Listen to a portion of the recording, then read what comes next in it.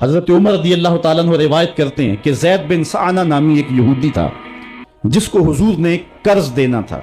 آقا کریم علیہ الصلوۃ والسلام دو جہاں کے مالک ہیں، لیکن حضور کا فقر اختیاری تھا۔ آقا کریم علیہ السلام کے گھر میں بسا اوقات کتنے دن چولہا نہیں جلا کرتا تھا۔ حضور ادھار لے کر کے لوگوں کی مصیبتوں کو بھی دور کرتے اور گھر کا چولہا بھی بعض اوقات ادھار لے کے گرم کرنا پڑتا۔ اعلیٰ حضرت فرماتے ہیں مال کے کونین ہیں گو پاس کچھ رکھتے نہیں، دو جہاں کی نعمتیں ہیں ان کے خالی ہاتھ میں۔ تو کہتے ہیں کہ ایک دن حضور علیہ السلام کی خدمت میں ایک شخص حاضر ہوا جس کا نام زید بن سعانہ ہے اور یہودی ہے، اور اس نے حضور علیہ السلام سے قرض کا تقاضا کیا، لیکن تقاضا اتنے سخت انداز سے کیا کہ اس نے حضور علیہ السلام کی قمیص کو پکڑ کے کھینچا بھی۔ تو حضرت عمر رضی اللہ تعالیٰ عنہ نے جب دیکھا تو بڑے گھور کے اس کی جانب دیکھا اور اس کو پیچھے ہٹاتے ہوئے کہا کہ تجھے شرم نہیں آ رہی کہ اللہ کے رسول کے ساتھ کیسے سلوک کر رہا ہے اور میں تیرے سامنے موجود ہوں؟ تو حضرت نبی رحمت صلی اللہ علیہ وسلم نے حضرت عمر کو کہا عمر مجھے تجھ سے اس بات کی توقع نہیں تھی۔ ذرا غور کیجئے حضور علیہ السلام کی اس سیرت کے انداز کو۔ ایک شخص آ رہا ہے اور حضور سے سختی کر رہا ہے، ابھی حضور کو قرض لٹانے کی جو تاریخ ہے اس میں بھی 4 دن باقی رہتے ہیں اور وہ ناجائز سختی کر رہا ہے۔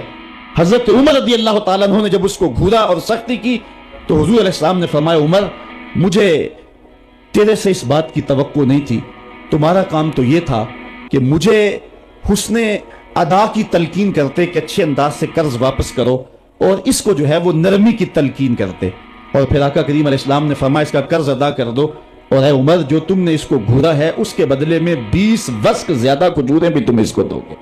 تو زید بن سعانہ نے جب حضور علیہ السلام کی اس سیرت اور اس کردار کو دیکھا اور حضرت عمر رضی اللہ تعالیٰ عنہ 20 وسق اس کو کھجوریں دے رہے تھے، تو اس نے حضرت عمر کو بتایا کہ میں یہودی ہوں اور میں نے تورات کے اندر نبی آخر الزماں کی شان اور عظمتوں کے بیان کو پڑھا ہے، یہ بات ابھی رہ گئی تھی، باقی ساری نشانیاں میں نے حضور میں دیکھ لی تھی، اب یہ نشانی رہ گئی تھی، آج میں نے یہ بھی دیکھ لی، اور پھر وہ حضور کی خدمت میں حاضر ہو کر اسلام کے دائرے میں داخل ہو کر حضور کا اپنی غلام بن۔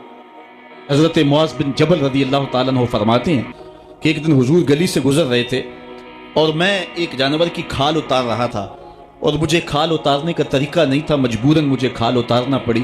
تو حضور گزرے تو مجھے دیکھا کہ معاذ بن جبل کو کھال اتارنا نہیں آ رہی، تو حضور رک گئے اور آقا کریم نے فرمایا معاذ ٹھہرو ذرا میں تمہیں بتاتا ہوں کہ بکری کی کھال کیسے اتاری جاتی، اور آقا کریم آگے بڑھے اور حضور نے خود جو ہے وہ کھال اتاری، اور پھر مجھے فرمایا معاذ ایسے کھال اتارا کرتے ہیں۔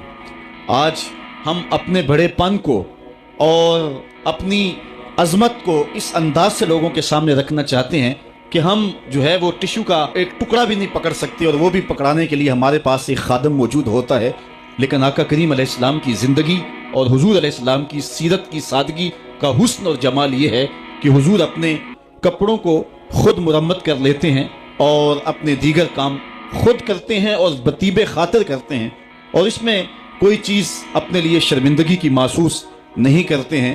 حضرت حسن رضی اللہ تعالی عنہ حضور علیہ السلام کے نواسے بھی ہیں اور آقا کریم علیہ السلام کی صحابیت کا شرف بھی پایا ہے۔ کہتے ہیں کہ کانا یجلس علی الارض، حضور علیہ السلام کی سیرت یہ ہے کہ حضور زمین پہ بیٹھ جاتے تھے، زمین پر بیٹھنے میں حضور شرمندگی محسوس نہیں کیا کرتے تھے، اس کو اپنے سٹیٹس کے خلاف نہیں سمجھا کرتے تھے، زمین کے اوپر حضور بیٹھ جایا کرتے تھے، اور فرماتے ہیں وَيَطْعَمُ، اور زمین کے اوپر بیٹھ کر کے حضور علیہ السلام کھانا تناول فرمایا کرتے تھے۔ حضور کی عادت یہ تھی کہ آقا کریم جب بھی کھانا کھاتے تو حضور جھک کر کے کھانا کھاتے۔ فرماتے ہیں کہ میرے پاس ایک فرشتہ آیا جو کعبۃ اللہ کے صحن میں کھڑا تھا، اور اس کی کمر کعبۃ اللہ کی چھت کے برابر تھی، اتنا اس کا قد تھا، اور اس نے مجھے کہا کہ آپ اگر چاہیں تو آپ کو نبی اور بادشاہ بنا دیتے ہیں، اور آپ اگر چاہیں تو آپ کو عبد اور نبی بناتے ہیں۔ تو فرماتے ہیں کہ میں نے جبریل کو دیکھا اور جبریل مجھے اشارے سے تواضع کا حکم دے رہے ہیں، تو میں نے عرض کی کہ میں نبی اور عبد بننا چاہتا ہوں۔ تو جب یہ بات حضور نے کہی تو فرمایا عائشہ اگر میں نبی اور بادشاہ بنتا تو یہ جتنے بھی پہاڑ ہیں یہ سونا بن کے میرے ساتھ چلتے، لیکن میں نے اس بات کو اختیار نہیں کیا۔ اور اس کے بعد حضور علیہ السلام جب بھی کبھی کھانا کھاتے تو حضور جھک کر کے کھاتے، جس طرح مالک کی دہلیز سے خیرات ملتی ہے اور کوئی خادم اس کو جو ہے وہ شکرانے کے طور پہ جو ہے وہ انتہائی عجز کے ساتھ کھاتا ہے، ساری زندگی حضور نے کھاتے اور پیتے ہوئے तकिया नहीं लगाया, हाथ में प्लेट पकड़ के अकड़ के या टहल करके या जो है वो बिल्कुल सीधे होकर नहीं, थोड़ा सा झुक करके बगैर तकिए के हुजूर अलैहिस्सलाम खाना खाना पसंद फरमाया करते थे। और फरमाते मैं इस तरह खाता हूँ जिस तरह बंदे खाते हैं, और मैं इस तरह बैठता हूँ जिस तरह उसके अब्द और उसके बंदे बैठते हैं। ये हुजूर अलैहिस्सलाम का तरीका है। एक दिन आका करीम अलैहिस्सलाम एक चट्टान के ऊपर बैठे थे और हुजूर अलैहिस्सलाम कदीद खा रहे थे। ये खुश्क गोश्त जो करके उसको बाद में जब पकाया जाता है तो उसको कदीद कहते हैं, या सुरीत थी, हुजूर खा रहे थे। तो एक खातून वो गुजरी और उसके बारे में अहले इल्म कहते हैं कि वो बड़ी जुबान दराज थी और वो मर्दों को भी ऐसी ऐसी बातें करती कि लोग जो है वो उसकी शर से बचा करते थे। तो उसने कहा कि आप तो ऐसे खा रहे हैं जिस तरह के अब्द खाते हैं। तो हुजूर अलैहिस्सलातु वस्सलाम ने फरमाया अगर मैं अब्द नहीं हूं तो कौन अब्द है? फरमाया मैं सबसे बड़ा अब्द हूं। तो जब ये बात सुनी तो उसके कदम रुक गए और उसने हुजूर अलैहिस्सलाम की खिदमत में अर्ज की कि हुजूर आप फिर अकेले ही खा रहे हैं, मुझे भी खिलाएं। तो हुजूर ने एक लुकमा उठाया, फरमाया लो तुम भी खा लो। तो उसने कहा ये नहीं, बल्कि जो आपके मुंह में है मैं वो खाना चाहती हूँ। तो हुजूर अलैहिस्सलातु वस्सलाम ने अपने मुंह का नवाला निकाल करके उसके मुंह में डाल दिया। तो कहते हैं कि उसके बाद कभी भी उसकी जुबान पर कभी फोश बात आई नहीं थी।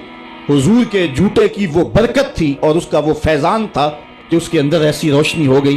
पहले वो सख्त लान थी, गालियां देने वाली थी और फोश गुफ्तगू करने वाली थी, लेकिन हुजूर अलैहिस्सलातु वस्सलाम के जूते की बरकत से अल्लाह ताला जल्ला शानहू ने उसकी जुबान को हुस्न भी दे दिया और जमाल भी अता फरमा दिया। तो हुजूर अलैहिस्सलातु वस्सलाम की आदत थी कि आका करीम जमीन पर बैठ के खाते, झुक के खाते। फरमाते मैं ऐसे खाता हूँ जिस तरह अब्द खाते हैं। वह यलबसुल गलीज, और आका करीम अलैहिस्सलाम मोटे कपड़े पहनते थे।